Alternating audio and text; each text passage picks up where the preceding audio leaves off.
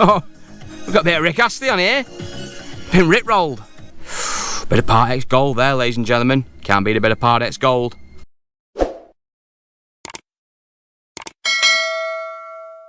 Hi guys, Lee here, welcome back to the channel, and you join me today as we're going to have a look at another one of my purchases. Now this time it's a 2008 2-litre diesel Ford Mondeo, which we have bought for £450 plus fees from the auction. Now I'll put the exact price below here so you can see what I paid with the fees, roughly just over 525, roughly off the top of my head it'll work out. But the car itself, well, it's a 2-litre diesel, like I just said, Mondeo. It's got quite a bad paint down it on one side. Those of you who remember when I bought it at the auction, who watched the channel regular, might remember this car. Really scruffy down the one side, but I still thought it was offered quite good value. I still thought there was a little bit of money in this. It's only done 100,000 miles, which for an old 08 plate diesel is quite low, and although the paint's not great and it's been previously damaged repaired on the register, I still think there's a home for this car and a use. Now the car is back here, so we're going to have a look at it in a second, go for a drive in it, and hopefully work out what we're going to do with it and try and make some money out of it. Okay guys, here it is, the 2008 Ford Mondeo 2-litre diesel that we got from the auction. Now, first impressions, you'd think, that doesn't look too bad, that. What's he going on about? As you go around the driver's side in a minute, you'll see what I mean. This is its good side, as you would say. It's done 102,000 miles, so actually on the mileage side of it, it's pretty decent. And I've just got the feeling this car was probably a really nice thing once upon a time, and sadly, due to some damage on the opposite side, as I'll show you in a sec, it's been repaired quite badly. It's just now fallen on hard times and it's become a scruffy car. But I don't think it was like that originally. I think it was probably a nice car once upon a time. It's got history to back it up as well. And just sort of, I've got a quick mooch around it. Brakes are quite good on it. They've been recently replaced. Tyres, they're not matching, but they're not cheap tyres either. There's like Avons and Hankooks on there. So someone's had a bit of love for this car, even probably after its damage as well. They've just made a bit of a hash of the paintwork. But let's get close and personal on it so you can see what I actually mean.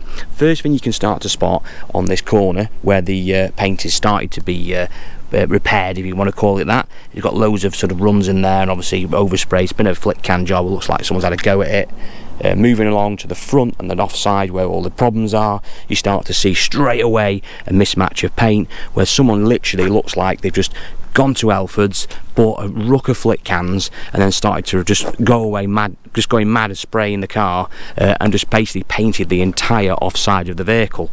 It's all mismatched, it's all out of place, it's not been done correctly with the correct tools. It's just a horrible, horrible job. At least they got the paint shade right, as in the colour.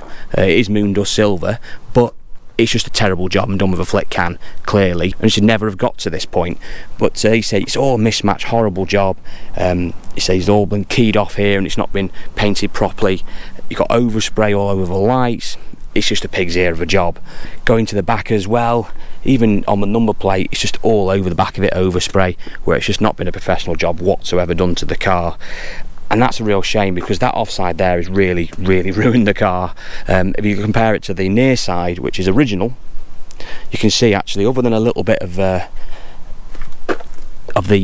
guard tape coming off the bottom of the arch there, the original paint on this car is actually really decent. We've got no accident damage on it, anything like that this side, or dents or anything. It's in really good order, and like I said, you can just tell from this side it once was a really nice car.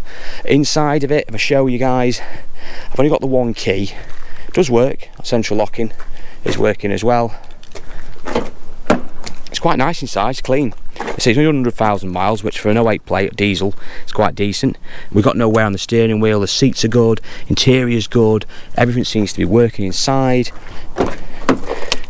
Again, in the back, no rips or tears. Clean really, other than just a very quick sort of hoover out and a bit of a flash over with a bit of cleaner or G101. This car would come up really well. Let's say inside, hopefully you can see that it's done 102,000 miles. Yeah, hope you can see there now, 102,000. Engine wise, it starts up on the button. It's due a service, but that's nothing too much to worry about at the moment. Just under half a tank of diesel in it, no warning lights to worry about, and the engine sounds really, really nice. Open that door because it's a bit warm today. Like I said, interior wise, it's actually really quite good. It's quite nice in here. It's very clean as well. No horrible smells or anything. It's just a nice, pleasant place to be. We have got a small crack in the windscreen as well, so if you can quite make it out there, it's going down to the right hand corner. It seems to be creeping as well. It seems to have got bigger since I picked it up. I mean, that wouldn't actually affect the MOT so much as a fail. It's actually classed as a minor defect. The standards for MOTs for windscreens damage is absolutely horrendous. I mean, they're almost got to be sort of like a spider's web. You've got to have a complete damage where to the point where you can't actually see the road clearly. It's a bit of a weird one, windscreens, and how you can actually, and how much damage actually constitutes actual fail, but that actually wouldn't fail. It's in the area of the swept area, we call it, and it is bigger than the diameter of, we use 5p pieces of diameter for in the A zone, we call it, but it has to seriously affect the driver's view of the road as well in order to fail. So it has to be bigger than a 5p piece diameter, as a rough idea, and it also has to affect the driver's view of the road. So almost it's got to be to the point where you could barely see out the screen, or your vision would be really subdued. That's when you can only fail a windscreen on a MOT. So adapted it sounds, or it wants doing clearly, it wouldn't fail an MOT if that went in today. It'd be down as what's called a minor defect, but obviously it's not great having that crack, and obviously it's only going to get worse. Windows working, are we? Yeah, all good. In fact, I'll keep them down actually because it's really warm today. Stereo, we should, I think it is working. I'm pretty sure it was working. Oh no, we've got a CD in it. Oh, we've got a bit of Rick Astley on here. Been Rick rolled. Must have a CD in there. Yeah. What we got here? 80s tune, this one. Bit of Part X Gold there, ladies and gentlemen. Can't beat a bit of Part X Gold. Yeah, well, that's good. The stereo's working. Got anything in the glove box? No, it's empty. We have got a manual pack. There's a few service stamps in it, guys, but really we're not going to go through that today. Like I said, nice and clean in here, very presentable car. It's just really what is next to do with it. I'll have a quick look at the boot.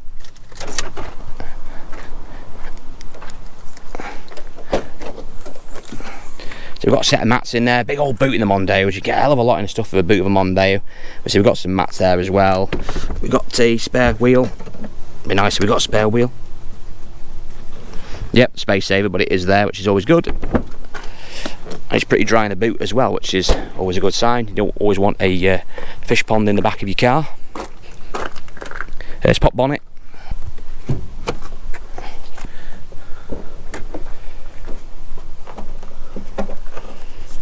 Right, there we are, the 2 litre Durotorque TDCi engine. Fantastic engine, these. If you're going to buy a Mondeo, get the 2 litre diesel. They do a 1.8 and the 1.6 as well. I'm not going to get into the 1.8 because I don't like that engine at all, but the 2 litre is the one you basically want. It's the quickest. I think it gives the best miles to the gallon really for the performance, and it's just an all-round good, reliable engine. We've had these in for MOTs. A lot of the taxi lads use them. 300,000 miles I've seen these on the same engine still going, so they are a really good, durable engine, and definitely the one to get. Like I said, under the bonnet here we've got some fresh coolant we can see in there. It looks alright, to be fair, nothing to be too worried about. There's nothing really major concerning me here. Now, I actually mentioned that, talking about taxis, when I bought this at the auction. I thought about potentially that maybe if I bought it, it might be someone might use it as a taxi, because if you think about it, a lot of taxi districts, they put sort of half the car or 3/4 of it has to be a different colour, like white or black, so they usually vinyl wrap it up to a certain bit and then obviously put all the private eye stuff on it. To be honest with you guys, some people pointing this out actually on the channel, it's probably a little bit too old to be plated as a taxi these days for that, so it's probably not going to be fit for that purpose, but there is some purpose for it, I am sure. So anyway, I think we should get it all rigged up now and go for a quick drive in it. Right, we're all rigged up. The air conditioning I've just tested before unfortunately doesn't work. I can't really open the windows, otherwise you won't be able to hear me, so I'm probably going to bake like a potato in here, but we need to check this car out, so let's go and get it on the road. Got the plates on her now, and see what she drives like. Right, as you pull off, pulls quite well actually. We've got no smoke in the rear view mirror, which is always a good sign. It's going through the gears nicely, accelerating well, turbo's kicking in where it should do. Give it some brakes now at this T-junction. No noises, braking straight and true. It's always a good sign. And we've got no vibration as well for the brake pedal, any fluctuation or anything like that. So far, no knocks or bangs. Suspension seems quite tight on it. We haven't got any sort of ball joint noises or drop link noises or anything like that. Knocking it over a few little potholes here now and a few dims in the road. We're not getting anything back, any noises to concern me. Like I said, even the steering wheel's in a nice straight position. Not pulling any one way or wandering or anything like that. It's acting absolutely as I thought it would do. Where it's one of these cars where it's just scruffy but drives amazing. And that's what it seems to be doing. We're just getting up to speed now. We get up to sort of 60 mile an hour, make sure we've got no wheel bearing noises or anything like that. If you go on test drive, guys, always try and avoid sort of keeping 20-30 mile an hour around local sort of streets and stuff like that. You want to be getting it out on a proper bypass, on a main road, getting it up to speed to 50-60 miles an hour, because you can't really test wheel bearings at sort of low speeds. As you get sort of a higher speed, you'll hear droning noises from wheel bearings or misshaped tyres. You can pick up at that sort of speed level, so always get yourself out there to 50-60 mile an hour, get into top gears, make sure you've got no problems with them, any problems with clunking or anything like that with the gears, or the synchros that aren't bust or anything like that. Always important to make sure you get up to that sort of speeds. Get yourself around a few roundabouts as well, just to make sure when you're going around corners you've not got any problems with CV joint noises or anything like that, or the car sort of veers or wanders or clunking, you might get sort of throwing it into the bends. But as I said, this one is acting absolutely perfect, just like I thought it would do. I'm really pleased with it. The problem is what to do with it, because the issue we've got here is just paint, really. We've got a crack in the screen, which isn't helping either. It's not going to stop it from being tested, but, and I don't think, to be honest with you, this would need a lot for test, because there's nothing really worrying me, knocks and bangs wise, on the suspension, to make me think of a wet underneath it, that this wouldn't really need much money throwing at it to get it for an MOT. But to be honest with you guys, the paintwork is a little bit too scruffy for me, really, to be sort of wanting to try and sell this on, certainly in a retail environment, nothing like that at all. I think this is one really for me that I think we're better off just trying to sell on, flip quickly and just get rid of it as it is, let someone else have a play with it, use it as a cheap car maybe, or maybe get a little bit of money out of it. And that's exactly what I'm going to do with this one, guys. I've got a guy lined up for this one already, another trader who deals in sort of cheapy stuff like this, like me really, but he's after this, he wants this, so we've agreed a price for it. So basically I've sold the car on to him for £625, so I probably made just shy of 100 quid out of it. I haven't really had to do anything to this.